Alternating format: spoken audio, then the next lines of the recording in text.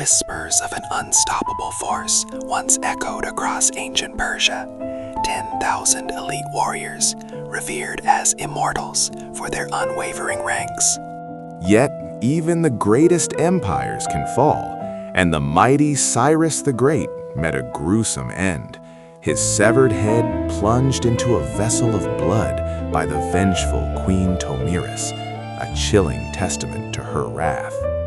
From such visceral acts of revenge to the brutal efficiency of commanders like the Chinese general Bai Qi, who orchestrated the horrific burial of 400,000 prisoners of war, these tales define an era. This series delves into the remarkable legacies of 12 legendary warriors and military units of Asia, starting with the formidable Persian Immortals. Among these formidable figures, we turn our gaze to the awe-inspiring Persian Immortals.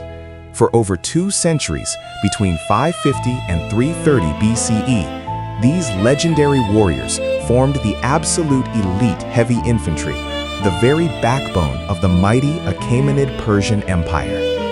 Their terrifying reputation was born from a chilling, unwavering rule. Their numbers were never, under any circumstance, permitted to fall below precisely 10,000. Should a single warrior succumb in battle, another was immediately ushered forward, seamlessly filling the void. To their terrified adversaries, it truly seemed as if this formidable unit was quite literally immortal. Beyond their terrifying numerical consistency, the Immortals held a dual, crucial role. They served as the personal, unwavering guard of the great king, ensuring his safety with their lives, and simultaneously functioned as the empire's most fearsome frontline shock force, shattering enemy lines with brutal efficiency. Imagine them, a relentless tide, armed with imposing long spears. These weren't ordinary weapons. Each was tipped with a distinctive counterweight, often shaped like an apple, designed not just to pierce, but to deliver skull-crushing blows. Their bodies, meanwhile, were sheathed in gleaming, resilient bronze-scale armor, shimmering under the ancient sun, deflecting blows and radiating an aura of invincibility. As one, they advanced, a disciplined, unyielding wall of death. Their tactics were as devastating as their appearance. The Immortals would often advance veiled behind a tempest of archery, a hail of arrows unleashed in perfectly disciplined volleys, obscuring their approach while maintaining their impossibly tight formations. This combined psychological and physical assault was so potent that tales recount entire cities surrendering at the mere distant sight of their approaching ranks. Even against the legendary Spartans at the famed pass of Thermopylae in 480 BCE, King Xerxes deployed his Immortals. While they met a fierce, almost unimaginable resistance, their unyielding presence and the sheer weight of their numbers played a pivotal role. Their reputation, that of an unstoppable, eternal force, was cemented and endured for generations, echoing through history. Yet their true, most profound power lay not just in steel and numbers, but in the realm of the psychological. The very name, Immortals, became a potent weapon in itself. For an enemy to seemingly defeat them on the battlefield meant utterly nothing. For tomorrow, another 10,000 would inevitably rise again, their ranks miraculously restored. Victory against the Immortals was never final. The colossal Persian Empire, it seemed, always returned whole, its elite warriors seemingly immune to the ravages of war. In the annals of ancient history, around 530 BCE, we find Tomiris, the formidable warrior queen. She reigned over the Massageti, a fierce nomadic Scythian people who roamed the vast, untamed plains of Central Asia. Her leadership was as sharp as the steppe winds, her people fiercely independent. However, the ambitions of Cyrus the Great, the burgeoning Persian Empire's founder, knew no bounds. He sought to conquer Tomiris's ancestral lands. Through cunning deception, Cyrus orchestrated the capture of her beloved son, a cruel blow that would ignite a firestorm of maternal fury and a thirst for justice. Upon learning of her son's tragic death while imprisoned by Cyrus, Tomiris sent a chilling, resolute message to the Persian king, a promise that echoed across the plains. "I will give you your fill of blood." It was a vow of vengeance, delivered with the unwavering resolve of a mother scorned and a queen challenged. Her warriors were legendary, masters of the steppe. Mounted archers, swift and deadly, unleashed volleys of arrows with precision, while fierce axe fighters charged with raw, untamed power. The ancient historian Herodotus described them as savage and relentless, a force to be reckoned with. In the decisive, climactic battle that ensued, Tomiris herself, clad in the hardened bronze scale armor of her people, personally led her formidable forces into the fray against the might of the Persian army. The clash was epic. Cyrus, the revered conqueror of Babylon and the visionary founder of the mighty Persian Empire, met his ultimate demise on the battlefield, falling in a brutal combat that shocked the ancient world. One of history's greatest emperors, a man who had built an empire, was utterly vanquished by a queen of the steppes. The myth of Persian invincibility, a bedrock of their power, was irrevocably shattered that day. According to gripping legend, Tomiris's vengeance was not merely satisfied by his death. To fulfill her grim vow, she ordered Cyrus's body beheaded. His severed head, a symbol of defeated ambition, was then placed into a wineskin overflowing with human blood, a macabre declaration that she had indeed given him his fill. This stark, brutal act of revenge, both barbaric and profoundly symbolic, later captured the imaginations of Renaissance artists who immortalized the scene, transforming an act of visceral retribution into enduring, powerful art. Tomiris stands as one of history's earliest and most formidable female empire slayers, a testament to raw will and defiant leadership. Between 332 and 257 BC, amidst the tumultuous Warring States period of ancient China, emerged a figure whose name would become synonymous with both unparalleled military genius and chilling brutality: Bai Qi, often dubbed the Human Butcher. For over 3 decades, Bai Qi served the powerful state of Qin, a relentless force in its quest for unification. His record was legendary, having conquered an astounding 73 cities without suffering a single recorded defeat. A cold, calculating strategist, he was a master of siege warfare, devastating encirclements, and a pioneer of psychological terror that crippled his enemy's will to fight. His campaigns, marked by relentless efficiency, inflicted over 1 million enemy casualties, solidifying his fearsome moniker. But it was at the Battle of Changping in 260 BC that Bai Qi committed his most infamous and horrifying act.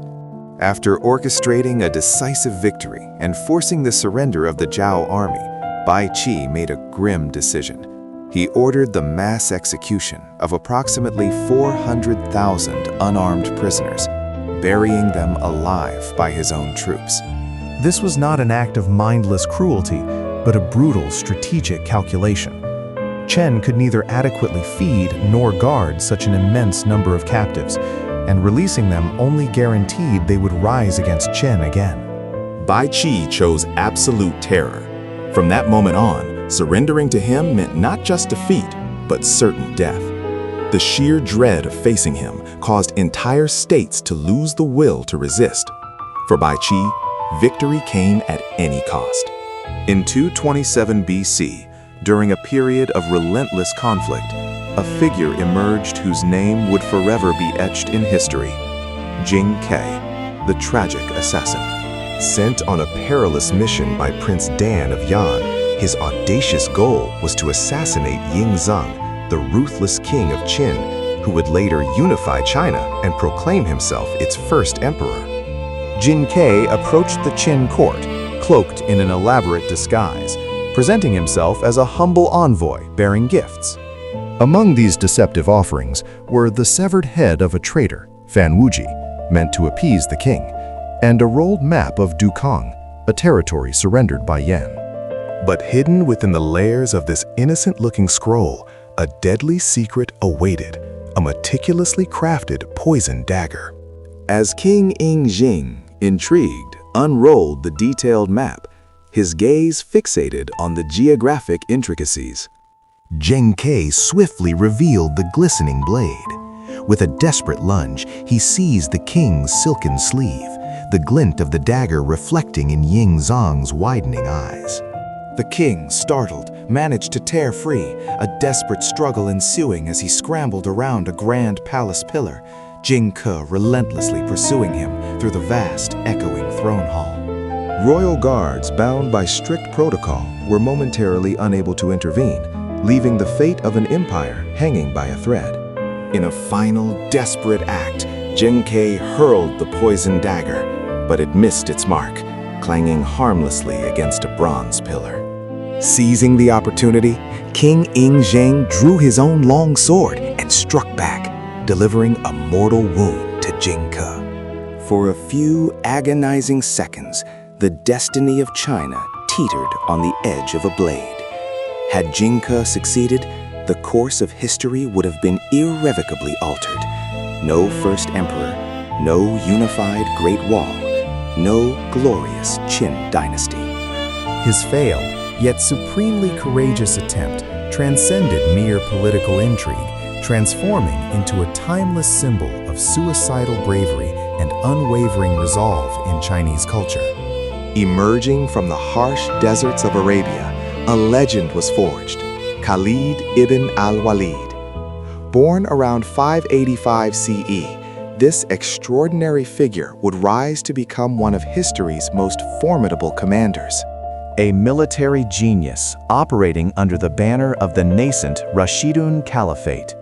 Revered and feared as the Sword of God, Khalid's record was unparalleled. He fought in over 100 battles and campaigns, achieving an astonishing feat of never suffering a single defeat.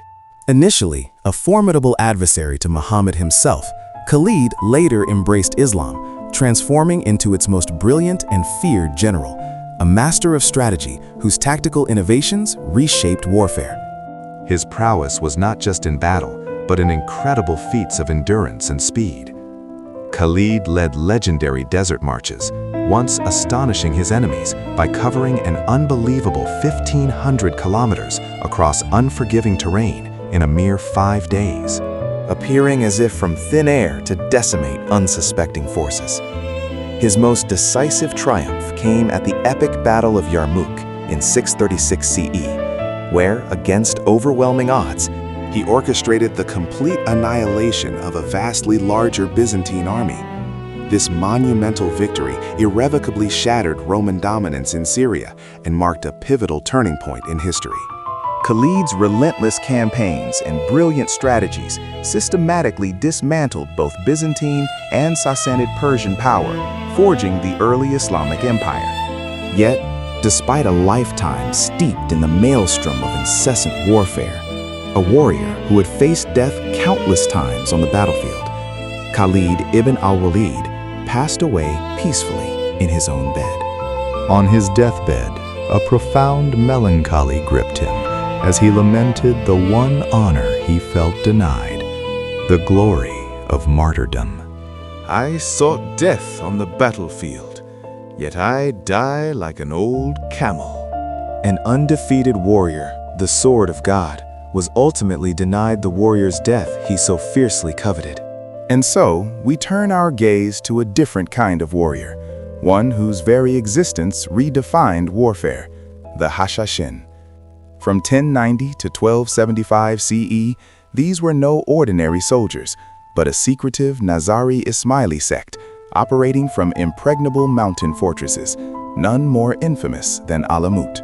Founded by the enigmatic Hassan Sabah, they honed a deadly craft, specializing in targeted political assassinations, a meticulous art of eliminating key figures that sent ripples of fear across empires. Indeed, their very name became synonymous with their terrifying profession, giving rise to the word assassin itself. For nearly 2 centuries, these stealthy agents systematically eliminated viziers, powerful governors, formidable crusader leaders, and even crowned kings. Picture the audacity. In 1192, 2 Hashashin boldly struck down Conrad of Montferrat, the king of Jerusalem, in broad daylight, a public spectacle designed to sow terror. Even the formidable Saladin, a sultan of immense power, narrowly escaped multiple attempts on his life, living in constant dread. No ruler, no matter how mighty, could truly feel safe from their reach. What made them truly formidable was their absolute devotion. After completing their deadly missions, they accepted capture and death without resistance, a chilling testament to their unwavering commitment. They were utterly willing to die for their sacred cause, believing their sacrifice held ultimate purpose. Their reign of terror, however, eventually met its end. In 1256, the relentless Mongol hordes, led by Hulagu Khan, finally overwhelmed and destroyed Alamut, shattering their network. Yet their legacy, a dark tapestry woven through history, lives on. Their story remains a stark testament to the profound truth that a precisely placed dagger in the shadowy quiet of night can indeed outweigh the might of 1,000 gleaming swords clashing under the sun. Let us now turn our gaze to a figure whose name echoed terror and triumph across continents, Subutai, the legendary war dog. From 1176 to 1248 CE, this extraordinary strategist served as Genghis Khan's most brilliant and feared commander, a military genius whose legacy remains unparalleled. In an astonishing career spanning over 20 major campaigns, Subutai orchestrated the defeat of 65 different armies and brought 32 nations under Mongol dominion, stretching the empire's reach from the vast plains of East Asia all the way to the heart of Central Europe. Born into humble origins, Subutai's ascent was a testament to sheer military brilliance and unyielding merit, rising through the ranks solely on his unmatched skill and strategic prowess. His cunning reached its apex in 1241 when he masterfully coordinated the simultaneous destruction of the Polish and Hungarian armies at the battles of Legnica and Mohi. These devastating victories occurred within mere days of each other, despite his forces operating hundreds of kilometers apart, a feat of logistical and tactical synchronization rarely seen in military history. Earlier, in 1223, at the fateful Battle of the Kalka River, Subutai showcased his psychological warfare, feigning a prolonged 9-day retreat, drawing his unsuspecting adversaries deeper into his trap, before turning to utterly annihilate a Russian force 4 times the size of his own. But perhaps his most radical innovation unfolded at Mohi, where Subutai pioneered the unprecedented use of siege catapults directly within an open field battle. These formidable machines unleashed a barrage upon enemy infantry, shattering their formations and sowing chaos, perfectly softening them for the relentless thunder of the Mongol cavalry charges that followed. No commander before him had dared to deploy such heavy artillery in this manner. Subutai's audacious strategies and relentless drive were instrumental in expanding the Mongol Empire, transforming it into the largest contiguous land empire the world has ever known, a testament to his enduring genius. In the late 12th century, a legend emerged from the tumultuous battlefields of Japan, Tomoe Gozen. She was an Onna Bureisha, a rare and formidable female samurai who carved her path through the brutal Genpei War. The ancient chronicles, particularly the tale of the Heike, describe her with awe, a warrior of unparalleled beauty, possessing a spirit utterly fearless and strength equivalent to 1,000 men on the battlefield. Her unwavering loyalty was pledged to the esteemed Minamoto no Yoshinaka. It was at the fateful Battle of Awazu in 1184 that Tomoe Gozen's valor shone brightest. Amidst the chaos, she fearlessly led charges against forces vastly outnumbering her own, a blur of steel and courage. In one legendary encounter, she famously confronted and spectacularly defeated Honda no Morishige, a powerful enemy leader whose reputation preceded him. With swift, decisive skill, she beheaded him, a grim trophy of her unparalleled prowess in combat. Not content with this single triumph, she claimed the life of another renowned warrior that very same day, solidifying her fearsome reputation. As the tide of battle turned and Yoshinaka found himself surrounded by the overwhelming enemy, he made a heartbreaking decision. He commanded Tomoe to flee, desiring to face his own inevitable end without bearing witness to her potential demise. After this poignant moment, Tomoe Gozen mysteriously vanished from the annals of recorded history. Some whisper that she chose a life of peace, becoming a nun, her warrior days behind her. Regardless of her final path, Tomoe Gozen endures as Japan's ultimate warrior woman, a timeless symbol of fierce independence and martial excellence. Emerging from the shadowy depths of 15th and 16th century Japan, a new kind of warrior redefined warfare, the Shinobi ninjas. These enigmatic figures, later famously known as ninjas, operated beyond the conventional battlefields, serving as an elite force of spies, master saboteurs, and silent assassins. Far removed from the rigid honor codes and strict bushido embraced by the samurai, the shinobi operated with a chilling pragmatism. For them, every tool was a weapon, and every tactic was permissible. Poison, elaborate disguises, and cunning deception were not just methods, but fundamental principles of their art. Among their ranks stood the legendary Hattori Hanzo, the most renowned shinobi leader. His unparalleled skill was famously demonstrated when he orchestrated the daring rescue of the future shogun Tokugawa Ieyasu, guiding him through treacherous enemy territory. Utilizing a network of secret routes and expertly laid ambushes, Hanzo ensured Ieyasu's survival, an act pivotal in securing Japan's eventual unification under the powerful Tokugawa shogunate. Hanzo himself was a terrifying force, earning the moniker Devil Hanzo for his mastery of silent swordsmanship, the intricate use of chain weapons, and his unparalleled prowess in night combat. The shinobi understood that fear could be as potent a weapon as any blade. While popular myths have undoubtedly exaggerated their supernatural powers, the historical reality of the real shinobi was perhaps even more chilling.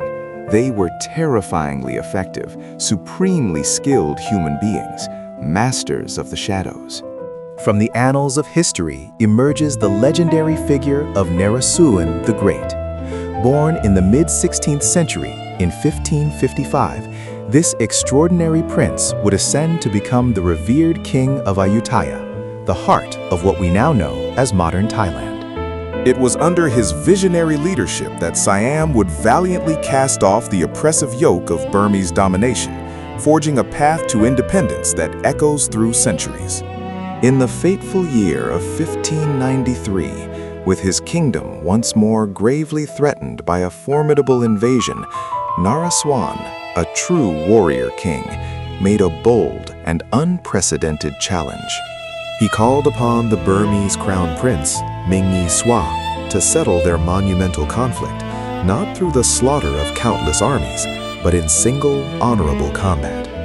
This epic duel was to take place atop magnificent, thunderous war elephants, a spectacle of honor and courage before the eyes of both vast, assembled armies.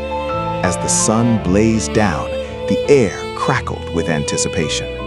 The colossal war elephants, adorned for battle, charged with earth-shattering force, their heavy steps shaking the very ground. On their mounted platforms, high above the fray, the two rival monarchs met.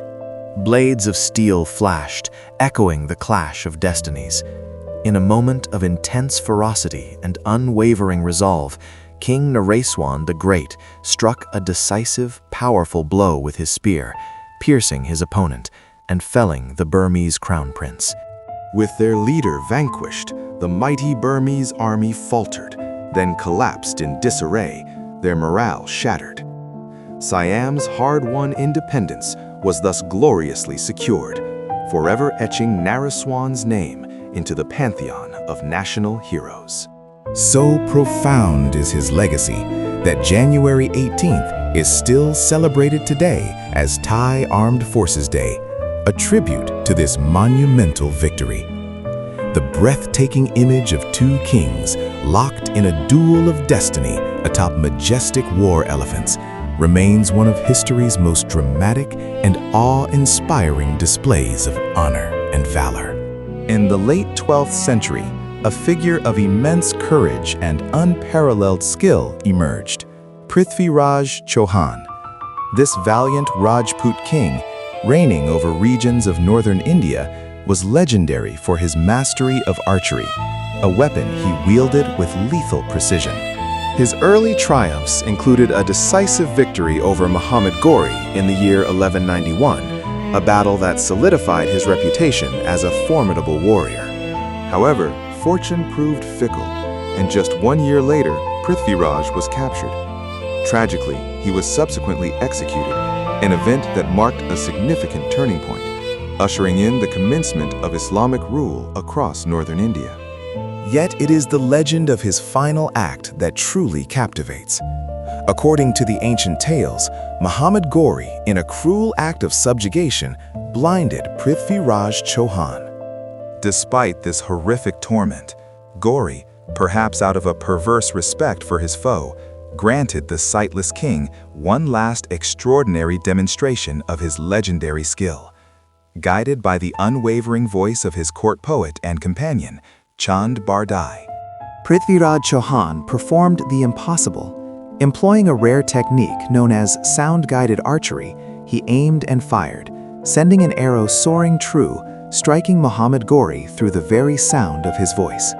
While historians continue to debate the absolute veracity of this astonishing tale, the powerful legend itself endures, woven deep into the fabric of Indian folklore.